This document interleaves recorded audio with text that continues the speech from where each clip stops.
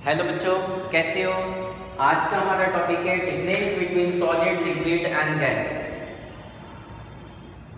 यहाँ हम वो टर्म्स ले रहे हैं जिनके बेसिस पे हम ये डिफरेंस क्रिएट कराएंगे, सॉलिड, लिक्विड एंड गैस। सबसे पहले हमने लिया है स्पेस बिटवीन पार्टिकल्स। आपको मैंने पहले ही बताया है कि मैक्सिमम जो स्पेस होता है वो गैसेस के पार्टिकल्स के बीच में होता है, क्योंकि गैसेस के पार्टिकल अगर आप एक रूम के अंदर गैस को जो है लीकेज करा दो तो उसमें क्या होगा कि पूरी की पूरी गैस पूरे रूम के अंदर फैल जाती है।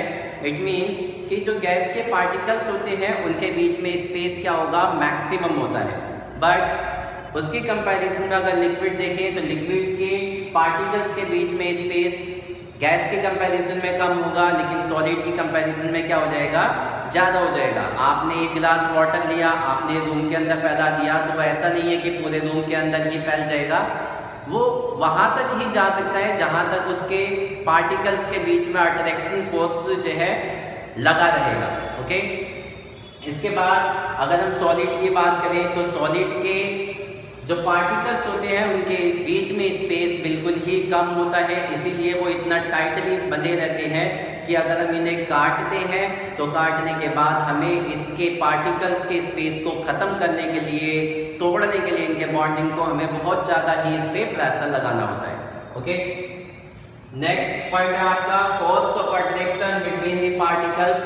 पार्टिकल्स के बीच का जो फोर्स ऑफ अट्रैक्शन की बात करें तो सॉलिड में सबसे ज़्यादा होता है, क्योंकि पार्टिकल्स एक दूसरे से इतना टाइटली बंधे रहते हैं कि वो इजीली छूट नहीं पाते। लेकिन लिक्विड के अंदर सॉलिड की कंपैरिजन में कम होता है। मैंने आपको पहले ही बताया था कि लिक्विड के अंदर हम इजीली वाटर को इस तरीके से काट सकते हैं। अगर वाटर में से हाथ इस तरीके से पास करें तो ये पास हो जाता है। क्यों पास हो जाता है? क्योंकि उसके पार्टिकल्स के बीच में क्या है, स्पेस है। अगर हम गैस की बात करें तो गैस के पार्टिकल्स के बीच में बहुत ही ज़्यादा स्पेस होता है, इतना ज़्यादा होता है कि वाटर में तो हमें प्रेशर लगाना होता है अपने हाथ को बाहर निकालने के लिए, बट एयर के अंदर हम इजीली अपने हाथ को इस तरीके से मूव करा सकते हैं क्योंकि पार्टिकल्स काफ़ी दूर दूर होते हैं। इसके बाद बात करेंगे हम शेप एंड वॉल्यूम की। शेप, अगर हम सॉलिड की बात करें तो सॉलिड की जो शेप होती है फिक्स है। फॉर एग्जांपल ये फिक्स शेप हो गई है, मार्क करें फिक्स शेप है। एंड इसके अगर हम वॉल्यूम की बात करें तो वॉल्यूम भी इसका डेफिनेट होता है, फिक्स होता है, चेंज नहीं हो पाता है। अगर आप इसके साइज को चेंज करोगे तो ही वॉल्यूम चेंज होगा, या शेप को आप जबरदस्ती चेंज करना चाहोगे तो ही चेंज होगी। इसके बाद अगर हम बात करें लिक्विड की, लिक्विड का जो वॉल्यूम होता है वो फिक्स रहेगा। फॉर एग्जांपल आपने एक गिलास पानी लिया है तो पानी का यहाँ पे वॉल्यूम मैं लेके चलूँगी एक गिलास है, 1 लीटर है। ओके, तो यहाँ पे जो है पानी का वॉल्यूम फिक्स है, लेकिन जो पानी की अभी शेप है वो क्या है, गिलास के अंदर है तो गिलास की शेप है। मैंने वाटर को लिया, प्लेट के अंदर डाल दिया तो यहाँ पे वॉल्यूम तो उतना ही रहेगा, 1 लीटर का 1 ही लीटर रहेगा, बट इसके अंदर इस बार क्या होगा, शेप जो होगी वो प्लेट की ले लेगी। ओके, जो वाटर होगा वो प्लेट की शेप ले लेगा। इसी तरीके से हम इस वाटर को किसी दूसरे बीकर में डाल दें जिसका शेप डिफरेंट हो तो भी वहाँ 1 लीटर ही रहेगा, बट इसका शेप क्या हो जाएगा, चेंज हो जाएगा। इट मीन्स लिक्विड को हम जैसे भी बीकर के अंदर रखते हैं, जैसे कंटेनर में रखेंगे वो उसी की शेप ले लेता है, बट उसका वॉल्यूम क्या होता है, फिक्स रहता है। गैसेस की बात करें तो गैसेस का ना तो वॉल्यूम फिक्स है ना ही उसकी शेप फिक्स है। आप एक छोटे से सिलेंडर में रखोगे तो उतना वॉल्यूम उतना शेप रह जाएगा, आप रूम के अंदर लीकेज कराओगे तो रूम का जो है वॉल्यूम एंड रूम की शेप ले लेगा। जहाँ भी आप जो है गैसेस को जो है यूज़ करोगे वहाँ उतना ही वॉल्यूम और शेप वो यूज़ कर लेंगे। इसके बाद बात करते हैं हम डेंसिटी की।